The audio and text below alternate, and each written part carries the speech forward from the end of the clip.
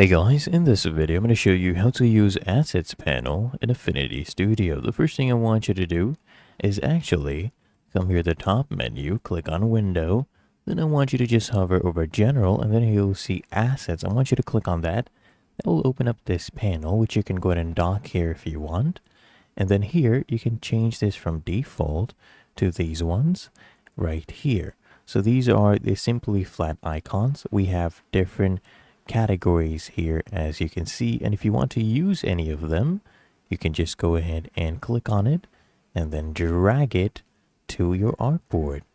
And if you want, you can go ahead and add your own assets.